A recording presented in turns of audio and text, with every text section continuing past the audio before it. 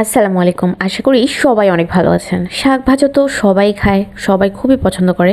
কিন্তু এই শাক ভাজাকেও যে একটু ডিফারেন্ট করে খাওয়া যায় সেটা হয়তো অনেকেই জানেন না। আমি এই শাক ভাজার প্রসেসটা শিখেছি আমার শাশুড়ির কাছ থেকে। আমার কাছে এটা খাওয়ার পর কিন্তু খুবই ভালো লেগেছে। তাই আপনারাও এই শাক ভাজাটা ট্রাই করতে পারেন ভেরি সুন।